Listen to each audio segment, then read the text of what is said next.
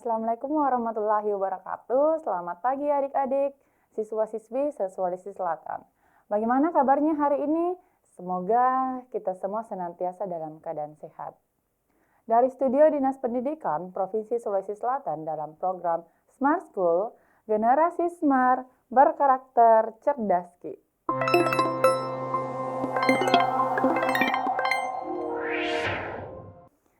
Baik adik-adik, kembali lagi bersama saya dengan Kak Nisma yang akan membahas materi terkait pemahaman bacaan dan menulis.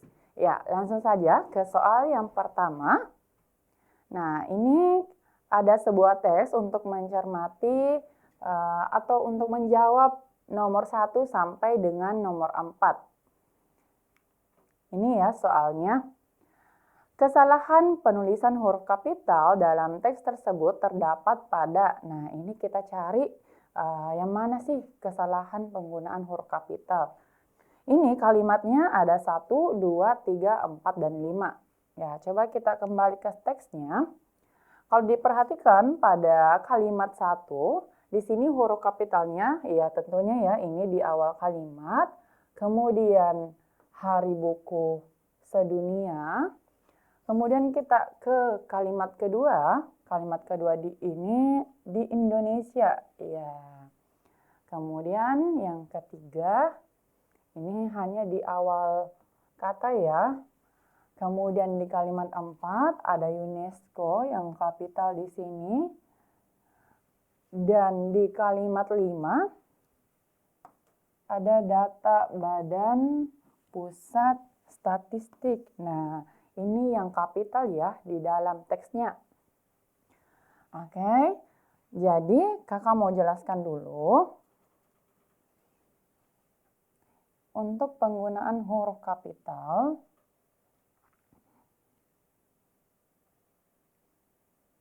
ya jadi untuk penulisan huruf kapital, untuk hari, ya, untuk hari, ini untuk penanggalan ya. Di bagian penanggalan yang mencakup hari, bulan, tanggal, ya, hari, bulan, dan hari raya serta hari bersejarah. Nah, ini ya berkaitan dengan kalimat 1 tadi. Ini ada hari.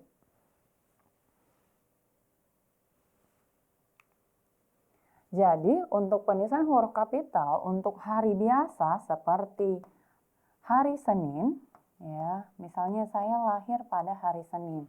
Nah, yang kapital hanya huruf S-nya ya. Yang kalau kita berbicara di tengah kalimat ya, hari Senin yang benar hanya huruf S-nya yang kapital. Nah, begitupun dengan bulan. Misalnya saya lahir pada bulan Februari. Ya, kalau misalnya di tengah kalimat, di antara dua kata ini, yang kapital hanya huruf F ya. Sama tadi dengan hari Senin. Nah, ini ada pengecualian. Kecuali peristiwa penting bersejarah. Peristiwa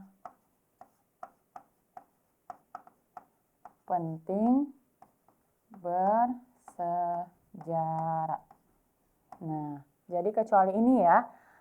Nah, di sini tadi yang kakak tulis, ini saya tandai kecuali ini. Misalnya, hari proklamasi di tengah kalimat, hari proklamasi.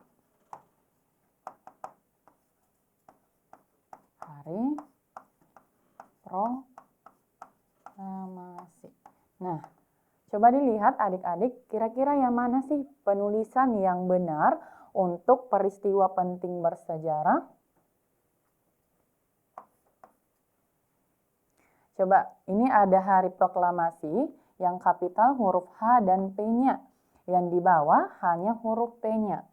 Nah, jadi untuk penulisan peristiwa penting bersejarah yang benar itu adalah di bagian atas.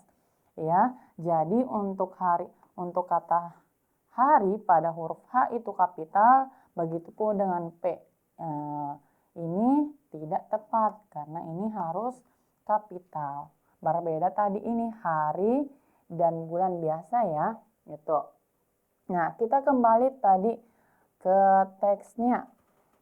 Di sini Hari Buku Sedunia, ya, ada Hari Buku Sedunia. Ini merupakan salah satu peristiwa penting bersejarah. Berarti penulisan yang tidak tepat adalah kalimat satu. Harusnya kalimat satu ini menggunakan huruf kapital di H-nya ya. Harinya untuk huruf H-nya itu perlu kapital. Nah, kalau dua itu sudah benar. Yang ketiga juga, Indonesia kan nama tempat ya, sudah benar. Begitupun dengan singkatan lembaga, UNESCO, ini juga sudah benar. Badan lembaga juga jadi benar kapital. Nah, yang ini opsi kalimat satu ya yang tidak tepat. Harusnya menggunakan huruf kapital. Jadi yang tepat adalah opsi E. Itu ya adik-adik untuk penulisan huruf kapital. Selanjutnya, next ke soal nomor 2. Ya, nomor 2 di sini. Kesalahan tanda baca koma dalam teks tersebut terdapat pada, ya, yang kita cari adalah penggunaan tanda baca koma. Ya, kita kembali ke teksnya. Ini tadi kalimat 2 sampai 6 opsinya. Kalimat 2 di sini ada koma setelah konjungsi namun ya di kalimat kedua. Namun koma. Kemudian di sini juga ada ya. Oke, itu komanya untuk kalimat 2. Kalimat 3 ini bahkan ada koma sebelum konjungsi bahkan. Di kalimat 4 menyebutkan bahwa tingkat baca, ini sudah benar ya. Kalimat 5, sementara itu, ada lagi koma setelah konjungsi sementara itu. Kemudian di kalimat 6, ternyata ada koma juga sebelum konjungsi bahwa. Nah, kalau kita lihat dari opsinya, yang mempunyai tanda koma adalah rata-rata yang berdekatan dengan konjungsi. Ya, coba ya kita ke soalnya dulu.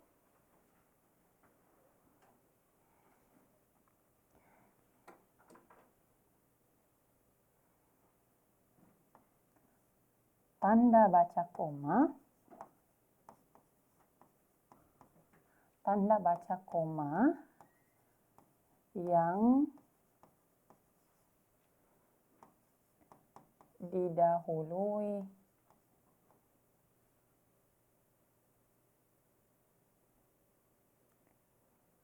tanda baca koma setelah konjungsi, atau ini kita bahasnya yang sebelum ya, sebelum konjungsi. Ya, ini untuk soal nomor 2, tanda baca koma sebelum konjungsi.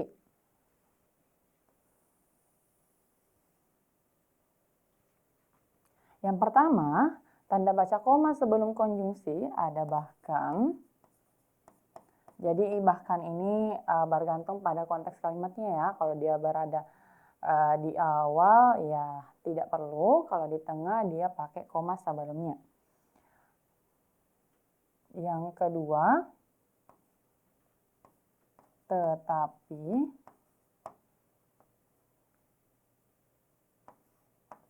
Yang ketiga, sedangkan. Keempat, seperti.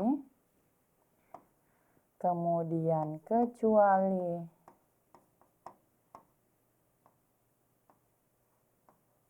yakni, dan lain-lain. Ya, ini ya beberapa konjungsi yang menggunakan koma dulu. Nah, coba tadi di kalimat sebelumnya kita menemukan bahwasanya ada kata bahwa ya. Ini di kalimat nomor 6.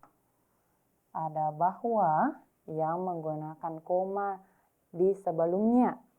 Nah, namun ini sudah benar ya di setelahnya, bukan di sebelum. Kalau kalimat 3, ini bahkan sesuai tadi yang kakak tulis. Jadi bahkan ini kalau di tengah kalimat menggunakan komanya ada di sebelum konjungsi ya ini. Nanti ini sudah benar juga. Kemudian tadi kalimat 4, kalimat 4 ini ya sudah benar. Kalimat 5, komanya setelah konjungsi. Iya, ini sudah benar. Kemudian, nah ini di kalimat 6, koma sebelum konjungsi bahwa. Sedangkan yang tadi kakak jelaskan, koma itu digunakan untuk konjungsi bahkan, ya, bukan bahwa. Jadi, penggunaan tanda baca koma yang tidak tepat adalah kalimat 6. Ya, jadi yang benar adalah opsi E ya, untuk nomor 2. Ya. Selanjutnya kita next ke soal nomor 3.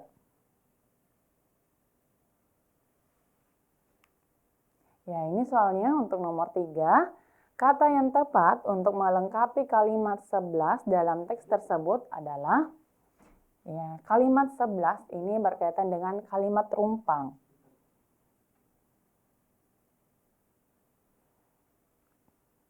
Kalimat rumpang ya. Kalimat yang perlu dilengkapi.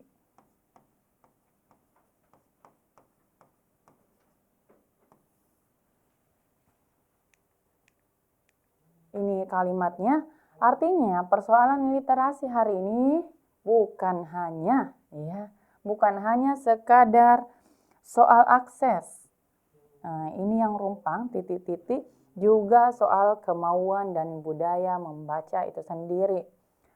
Kalau kita lihat, ini berkenaan dengan konjungsi korelatif karena ada konjungsi bukan hanya. Ya, bukan hanya apa sih pasangannya sebenarnya di sini? Ya, kita bahas dulu ya secara lengkap. Ya, jadi kalimat rumpang di soal nomor 3 di kalimat 11 ya, berkaitan dengan konjungsi korelatif.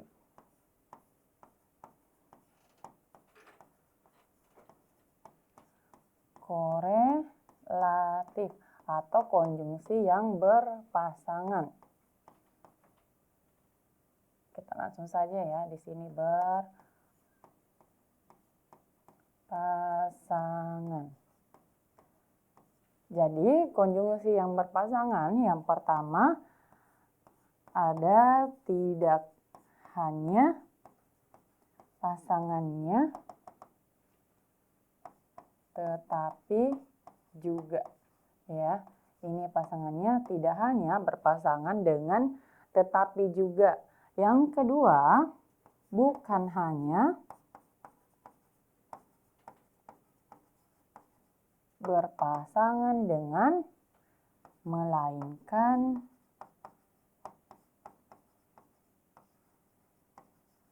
juga. Ya. Yang ketiga, baik pasangannya maupun, kemudian mulai dari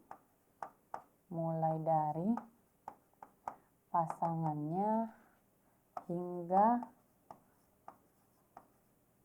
atau sampai dengan. Ya, ini ya beberapa konjungsi korelasi atau konjungsi yang berpasangan. Tidak hanya pasangannya tetapi juga, bukan hanya pasangannya melainkan juga, baik maupun, dan mulai dari hingga atau sampai dengan. Kita kembali ke soalnya. Yang rumpan tadi adalah kalimat 11. Artinya, persoalan literasi hari ini bukan hanya ya. Coba dibaca, bukan hanya. Otomatis di sini pasangannya adalah ini ya, bukan hanya, pasangannya adalah melainkan juga. Ya. Kalau kita lihat dari opsinya, jawaban yang paling tepat adalah opsi B. Ya, bukan tetapi ya, tetapi pasangannya tidak hanya, apalagi sedangkan maupun dan. Oke, aman ya untuk nomor 3. Selanjutnya kita next ke nomor 4. Ya, ini soal nomor 4. Kalimat tidak logis dalam teks tersebut terdapat pada kalimat berapa nih? Ya, jadi kalau soalnya berkaitan dengan kalimat tidak logis, ada beberapa cara untuk mengetahuinya. Yang pertama, biasanya terdapat kata yang perlu dihilangkan. Yang perlu dihilangkan. Ya, biasanya ada kata yang perlu dihilangkan, bisa berupa yang, untuk, dan lain sebagainya. Nah, hal ini dilakukan karena biasanya mengandung pleonasme atau pemborosan kata. Nah, selain itu juga karena ada kata yang, maka biasanya hilang fungsi predikatnya. Seperti itu ya untuk opsi A. Kemudian opsi B, terdapat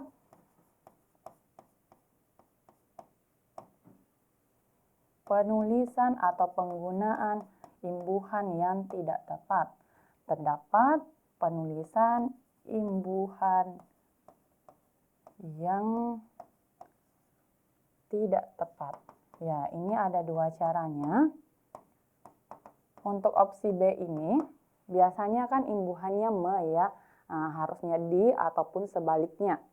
Kita baca ya kalimatnya, ini opsinya 6 sampai kalimat 10. Ya, kalimat 6 ya, coba kita perhatikan. Angka-angka ini memperlihatkan bahwa literasi belum menjadi bagian kuat dari kebiasaan sehari-hari. Ya, ini kalimatnya sudah logis ya, sudah ada subjek dan predikatnya.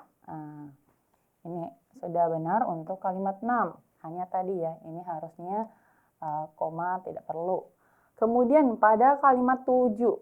Padahal jika dilihat dari sisi fasilitas, kondisinya sudah jauh membaik, khususnya 5 hingga 10 tahun ke belakang. Iya, kalimatnya juga sudah logis untuk kalimat 7. Kita next ke kalimat 8. Akses terhadap bacaan kini semakin terbuka, terutama di kota-kota besar. Iya, bagus ya kalimatnya. Kalimat 9. Perpustakaan dan taman baca mulai mudah ditemukan dan dapat mengakses oleh masyarakat luas. Nah, di kalimat 9 ini ada kalimat atau kata yang membuat kalimat ini tidak logis. Coba ya diperhatikan. Ingat, kalimat logis itu harus paralel. Itu salah satu poinnya, harus paralel atau imbuhannya harus sama. Coba kita lihat pada kalimat 9. Di sini ada perincian ditemukan, mudah ditemukan, dan dapat mengakses. Apa sih yang tidak sesuai kira-kira? Ya, yang tidak sesuai adalah kata mengakses. Kenapa? Karena mengakses ini harusnya menggunakan imbuhan di ya, supaya paralel atau imbuhannya sejajar atau sejalan. Berarti di sini mengakses harus diubah menjadi diakses. Supaya kalimatnya menjadi logis. Coba ya. Perpustakaan dan taman baca mulai mudah ditemukan dan dapat diakses oleh masyarakat luas. Oke, kita sudah menemukan jawabannya ya. Untuk kalimat tidak logis ini, terdapat pada kalimat 9. Oke, jawaban yang benar nomor 4 adalah opsi D. Ini ya tadi, mengakses diubah menjadi diakses agar paralel. Itu ya alasannya untuk nomor 4. Kita next ke nomor 5. Ya, silakan dicermati dulu, ada beberapa pernyataan di sini untuk menjawab soal nomor 5. Ya, ini berkaitan dengan penulisan huruf miring. Ya, jadi adik-adik tolong diperhatikan penulisan miring pada pernyataan di atas. Nah, yang miring di poin pertama, buku, judul buku. Nah, di sini ada sejarah Islam modern. Ini adalah judul buku. Ya, jadi sudah benar penulisan huruf miring. Yang pertama itu berupa bahasa asing atau istilah ilmiah. Ya. Yang kedua, penulisan huruf miring digunakan untuk judul buku. Nah, ya berarti poin 1 ini sudah benar. Kemudian judul film, judul album lagu, jurnal, acara TV, kemudian judul majalah atau koran, surat kabar, dan lain-lain sebagainya. Ya, ini ya untuk penulisan huruf miring. Nah, kita ke nomor 2-nya. Politik divide et impera ini penulisannya kan miring ya. Ini berkaitan dengan bahasa asing. Nah, ini berarti sudah benar. Coba kita ke kalimat 3. Istilah ilmiah padi adalah oriza sativa. Ya, ingat istilah ilmiah itu penulisannya juga miring. Oke, berarti kalimat 3 sudah benar. Kita next ke pernyataan keempat atau kalimat 4 ya. Jurnal Pendidikan Bahasa Indonesia diterbitkan setiap semester. Di sini ada jurnal ya, nama jurnal. Oke, ingat tadi penulisan huruf miring juga berlaku untuk judul jurnal. Oke, berarti kalimat 4 atau pernyataan 4 sudah benar ya adik-adik.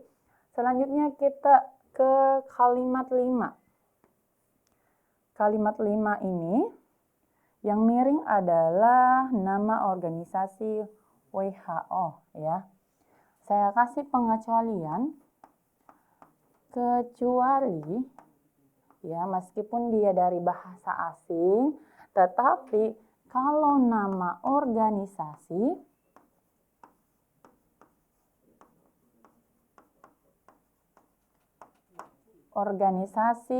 tidak perlu dimiringkan. Jadi WHO ini tidak perlu dimiringkan. World Health Organization ini tetap ini ya, World Health Organization ini tidak miring. Tidak perlu dimiringkan. Ya, ini ya yang benar. Tidak dimiringkan. Oke. Ingat kecualinya ya. Jadi kalimat yang tidak tepat di sini ada kecuali ya, berarti kita salah. Kita carinya yang tidak tepat. Nah, pernyataan yang tidak tepat terkait penulisan huruf miring adalah kalimat 5 atau pernyataan ke-5. Jadi jawaban yang benar untuk soal nomor 5 adalah opsi E. Ya, selanjutnya kita next ke nomor 6. Ya, ini nomor 6. Adik-adik kembali diminta untuk mencermati sebuah teks ya. Ya, silakan dicermati dulu untuk menjawab soal nomor 6 dan nomor 8. Ini nomor 6 hingga nomor 8. Ya, ini soal nomor 6 ya. Kalimat yang paling efektif sebagai penggabungan antara kalimat 2 dan 3. Jadi kalimat 2 dan 3 ini akan digabungkan menjadi satu kalimat. Nah, untuk menjawab soal seperti ini, adik-adik harus langsung melihat konjungsi yang ada di antara salah satu kalimat yang tadi ya, kalimat 2 dan 3. Nah, biasanya berada pada bagian keduanya. Ini kan yang disebutkan adalah kalimat 2 dan 3. Otomatis yang selalu muncul konjungsinya biasanya ada pada kalimat 3. Ya, ini ya. Ada konjungsi namun. Untuk menjawabnya langsung saja. Konjungsi namun kan letaknya di awal kalimat ya. Dan menyatakan pertentangan. Kita cari yang menyatakan pertentangan di tengah kalimat. Karena sudah menjadi satu kalimat tadi. Otomatis konjungsinya di tengah kalimat. Ya. Coba kita kembali ya. Ini beberapa opsinya. Di opsi A ada tetapi, opsi B sehingga, opsi C dan ya, opsi D di sini selain itu. Oke. Opsi E bahkan. Ya. Ingat tadi adik-adik, konjungsi namun adalah konjungsi yang menyatakan sebuah pertentangan. Opsi A, tetapi, ya ini menyatakan pertentangan ya. Pertentangan yang letaknya di tengah kalimat. Berarti ini sudah benar ya untuk opsi A-nya. Tapi kita lihat dulu ya opsi selanjutnya. Sehingga ini konjungsi yang menyatakan akibat. Dan penambahan. Selain itu, penulisan selain itu di tengah kalimat itu tidak boleh ya. Yang benar itu di awal kalimat. Ya ini konjungsinya juga menyatakan penambahan. Bahkan, konjungsi bahkan menyatakan penegasan. Ya, ini ya tadi jawabannya untuk nomor 6, untuk menggabungkan kalimat 2 dan 3, kita ganti saja tadi konjungsinya namun menjadi tetapi. Ya, sama-sama menyatakan sebuah pertentangan ya adik-adik. Oke, itu ya untuk nomor 6, jawabannya opsi A. Selanjutnya kita next ke nomor 8. Ya, nomor 7 dulu ya. Ya, nomor 7. Konjungsi namun pada kalimat 3 menyatakan hubungan. Nah, ini tadi kita sudah jawab ya. Namun itu adalah konjungsi yang menyatakan sebuah pertentangan. Ya, kita uraikan dulu ya pertentangan. Ini ada 2. Ada di awal kalimat, kemudian ada di tengah kalimat. Ya, ini bisa menjadi bahan acuan nantinya. Yang di awal kalimat ada namun, ya sesuai dengan soal. Kemudian akan tetapi.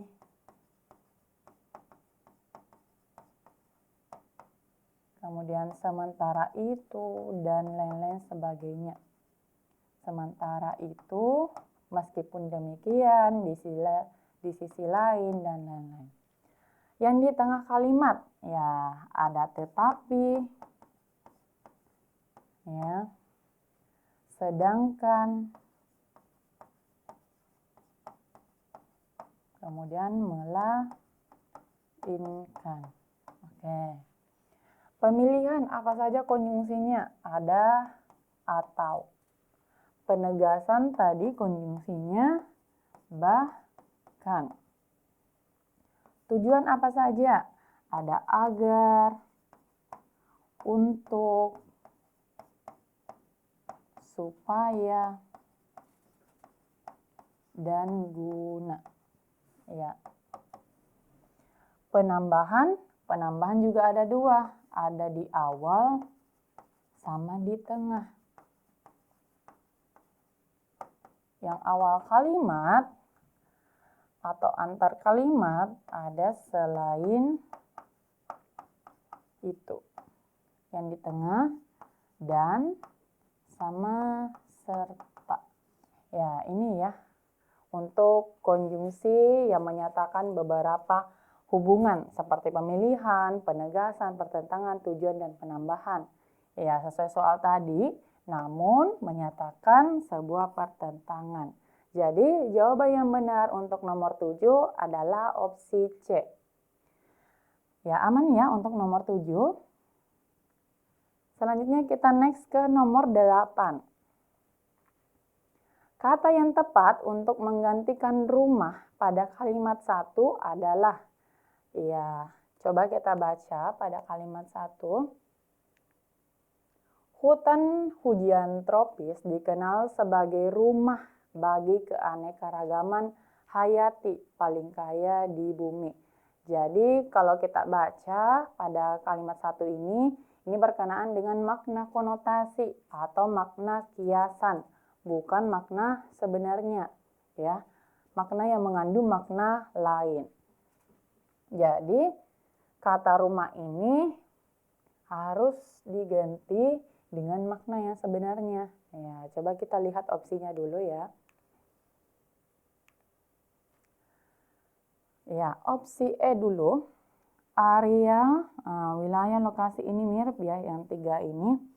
Yang ketiga opsi ini, lokasi, wilayah, area, ini tidak menggambarkan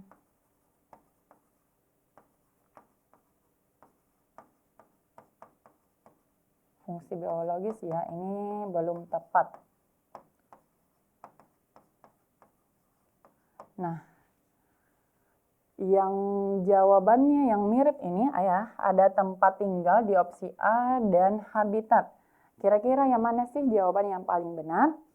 Nah, kalau kita lihat tempat tinggal di sini, ini masih umum ya adik-adik, berarti belum tepat.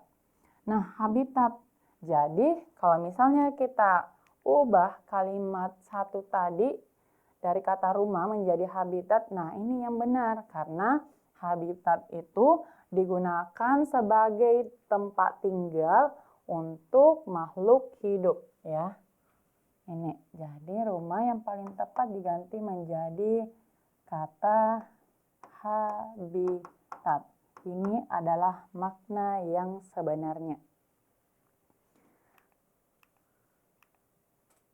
Jadi, opsi yang benar untuk soal nomor 8 adalah opsi B ya.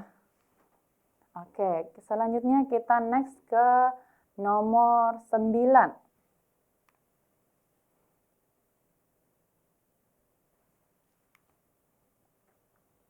Ya, kesalahan penulisan kata bercetak tebal terdapat pada kalimat. Ya, saya jelaskan dulu ya, untuk penulisan kata bercetak tebal bisa dilihat dari penulisan kata bakunya. Ya, apakah sudah sesuai dengan KBBI atau belum? Misalnya apotik nih, ya, yang baku adalah apotek. Nah, kemudian yang kedua dilihat dari penulisan imbuhannya. Penulisan imbuhan. Misalnya nih, di kalimatnya menggunakan me, tetapi jawaban seharusnya adalah di ataupun sebaliknya ya.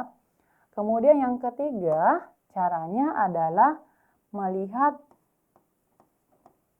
penulisan di ya.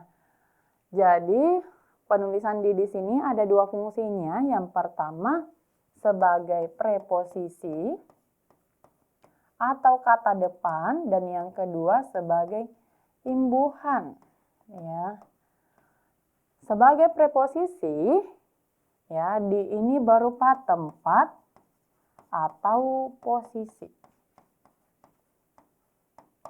Sedangkan imbuhan ini berupa kata kerja, ya.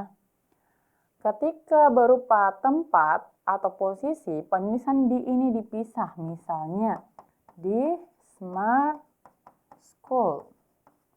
Nah, ini harus dipisah di-nya karena menyatakan tempat atau posisi, ya.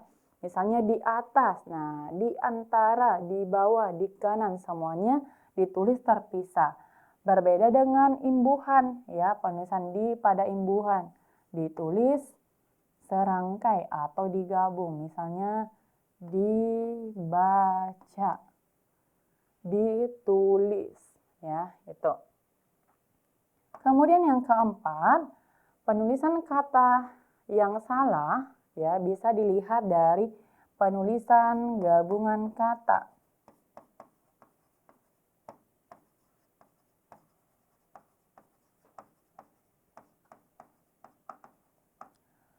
Contoh kita ambil dari kata dasar tanda tangan.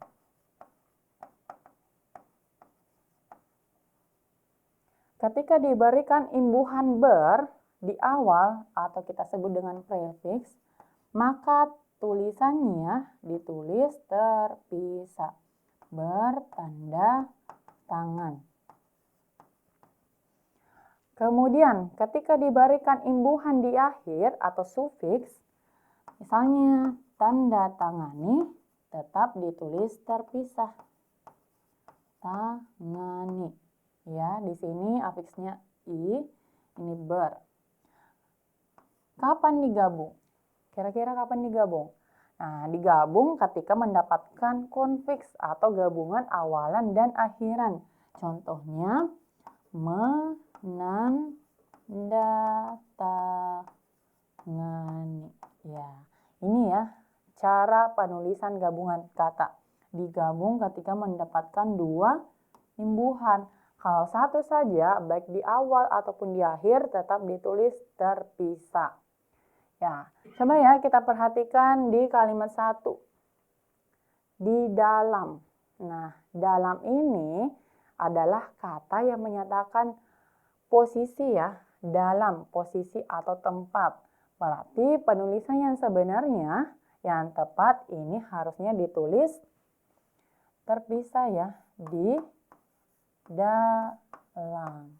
Ya, berarti kita sudah menemukan jawabannya, ya. Untuk nomor 9 ini adalah opsi A. Nah, domestik ini ya sudah baku, bahan baku juga ditulis terpisah, sudah benar. Fosil, fosil itu satu saja L-nya, ya, atau S-nya. Kemudian dikonsumsi. Nah, ini dikonsumsi ini kan berupa kata kerja. Nah, berarti fungsi di pada imbuhan, maka ditulis serangkai. Ini harusnya ditulis terpisah karena menyatakan tempat atau posisi. Itu ya jawaban untuk soal nomor 9. Selanjutnya kita next ke nomor 10. Ya, ini soal yang terakhir ya. Coba dilihat soalnya. Ini ada sebuah kalimat. Lonjakan harga kemasan plastik tersebut yang mendorong kenaikan harga minyak goreng domestik. Ya, soalnya jika kalimat tersebut ditambahkan di dalam teks, letak yang paling tepat setelah kalimat. Ya, untuk menyusun kalimat, ini penyusunan kalimat ya. Untuk menyusun kalimat, kalau sudah ada pernyataannya, maka lihat pada kata rujukannya. Kata rujukan. Yang mana sih kata rujukan? Nah, misalnya ini, itu, hal ini, hal itu, tersebut.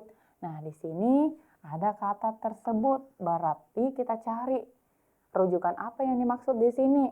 Nah, ternyata yang dimaksud adalah lonjakan harga kemasan plastik, ya. Lonjakan harga kemasan plastik. Jadi kita cari itu di kalimat berapa. Baru kemudian kita tempatkan, oh ternyata ini setelah kalimat sekian misalnya. Jadi kita cari dulu ya kata kuncinya atau kata rujukannya, yaitu lonjakan harga kemasan plastik.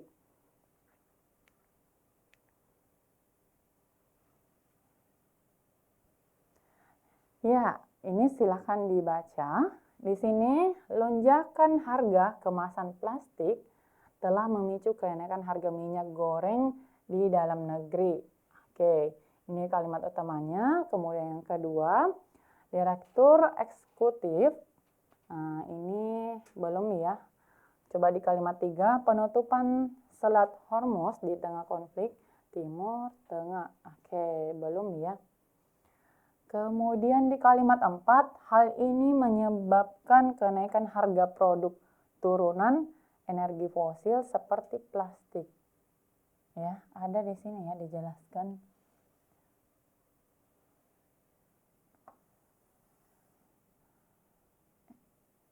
Ini. Ya.